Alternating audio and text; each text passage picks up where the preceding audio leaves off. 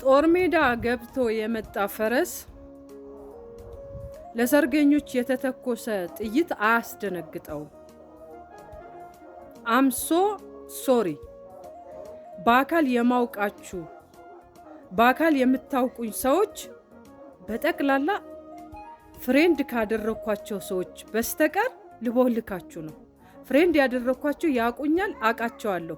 ለኔ ትልቅ ሪስፔክት ያላቸው ሰዎች ናቸው።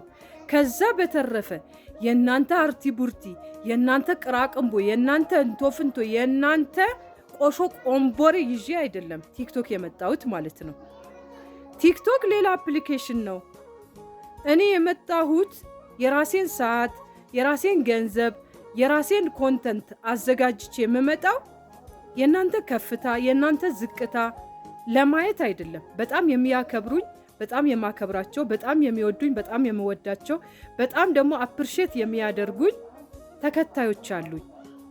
እናንተ እኔን ልትነቅሩ ከፈለጋችሁ ሌላ የመንደር አፕሊኬሽን አዘጋጅታችሁ ከፈለጋችሁ በመዘፍዘፊያ ያጠቡኝ፣ ከፈለጋችሁ ጉድጓድ ቆፍራችሁ ቅበሩኝ፣ ከፈለጋችሁ ሙቀጫ አዘጋጁና በሙቀጫ ውቀጡኝ፣ ችግር የለውም። እዛው እንደለመዳችሁት። እዚህ ጋር ግን አንድ ሰው አላማና ግብ ይኖረዋል። የእናንተ አላማና ግብ እኔን ለመንቆር ነው ካርድ የምትሞሉት፣ ጊዜ የምታቃጥሉት። እኔ ግን ልታስቆሙኝ አትችሉም። የበሰበሰ ውሃ አይፈራም።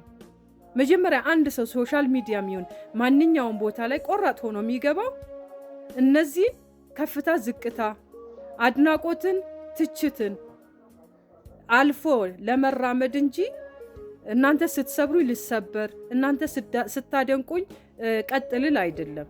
አንተዋወቅም ማለት ነው።